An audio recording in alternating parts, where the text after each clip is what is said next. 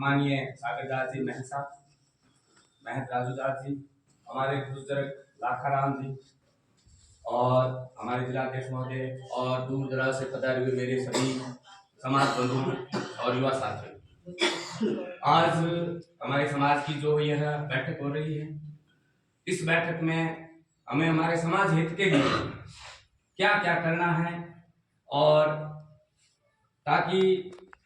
आगे हमारा समाज जिस प्रकार दूसरे समाज भी बढ़ रहे हैं उनके साथ में भी हम भी इस प्रकार के साथ में आगे बढ़े।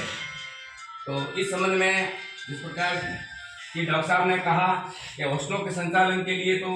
इस प्रकार की एक अनुशासित व्यवस्था हो तो उस हॉस्टल में पढ़ने वाले बच्चे ही आगे संस्कारित होकर के और आगे बढ़ सकेंगे। तो प्रथमतया तो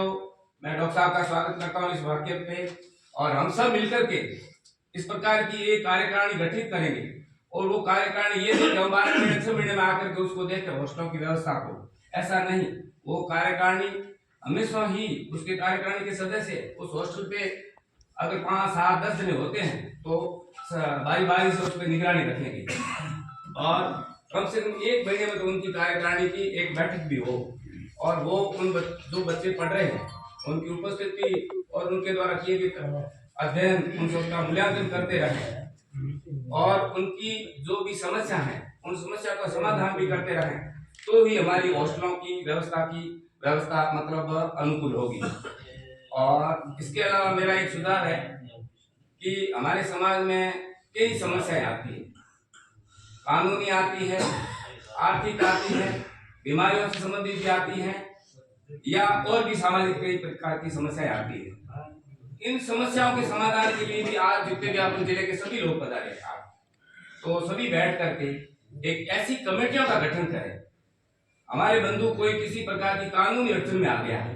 तो उस प्रकार की कानूनी कमेटी गठित करें कि वो कानूनी कमेटी उस पीड़ित व्यक्ति की हर वक्त मतलब उसकी हेल्प करे, मदद करे।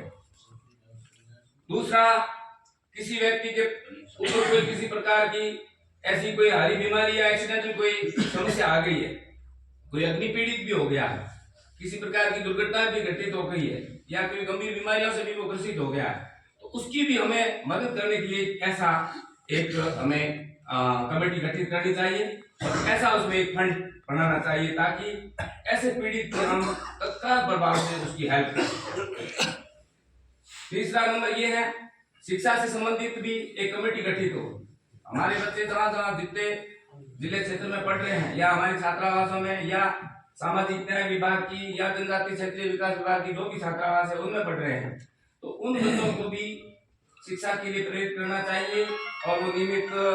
पढ़ रहे हैं या उनके सामने किसी प्रकार की समस्या आ रही है तो ये भी हम क्षेत्रीय वाइज, कोई गडरे का है, कोई चौथा का, कोई बाकासर का, रामसर या जो जिस क्षेत्र से भी हो, उनको उस प्रकार के दायित्व सौंपना ताकि वे भी वहां जाकर के इस प्रकार की हॉस्टलों का भी आकलन करते रहें तो वहां पढ़ने वाले बच्चे भी मतलब उनको आगे बढ़ने में कोई समस्या नहीं रहे। जो बच्चे शिक्षित हैं और विभिन्न प्रकार की तैयारियां कर रहे हैं, अब उनके सामने आगे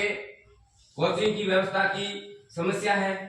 किसी के पास में आर्थिक समस्या है, किसी के पास में रहने की समस्या है, तो ऐसे बच्चों को भी जो इस प्रकार आज इस बार सरकार ने खुद जो नौकरियां खोली है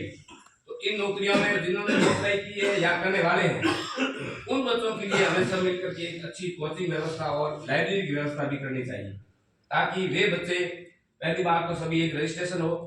उसका मुखिया जैसे हमारे प्रोफेसर साहब जैसे शिक्षाविद को ही उनका बनाया था ताकि ये शिक्षा से जुड़े हुए हैं और वो बच्चे ही इनसे जुड़े हुए हैं तो वे आप इनको गाइड करेंगे और जहां जरूरत हो उनको किसी फंड की तो आप हम सब मिलकर के भामाशा बन करके और उन बच्चों का सहयोग करेंगे। तो गत बार जैसे 25-30 बच्चे अपने प्रयासों से अध्यापक बने, मैं समझता हूँ इस प्रकार हम और सहयोग करते तो 30 के 60 बढ़ते। तो ये अपने इस प्रकार के प्रयास करें ताकि अपने क्षेत्रीय जो भी बच्चे इस तैयारियों में मतलब कोशिश कर रहे हैं उनको पूर्णतया किसी प्रकार का अपन सहयोग करेंगे तो उनके आगे तैयारी करने में दिक्कत नहीं आएगी और हो सकता है 10 कलेक्शन होंगे तो हो सकता है उस जगह मैं समझता हूँ 40 होंगे, हमारा सहयोग होगा। साथ ही मेरा एक और अनुरोध है कि ये मीटिंग जो अपन कर रहे हैं, इस मीटिंग को भी अपन कम से कम 1 महीने में करें। जिला कार्यकारिणी तो कम से कम 1 महीने मीटिंग करें अपनी, उसके बाद में ना तो हर त्रैमास में अपनी पूरी समाधि की ग्राम सभा टाइप की मीटिंग हो। तो इससे भी क्या है कि हमारी जो भी समस्या है हम साथ बैठ करके एक दूसरे के सुख दुख को सुनेंगे और उसका निराकरण करेंगे, और आपस में हमारी और भी पहचान भाईचारा बढ़ेगा इससे। तो ये भी हो, मेरे ये सुझाव है, और इस पर अगर अमल हो तो हम सबकी राय। धन्यवाद।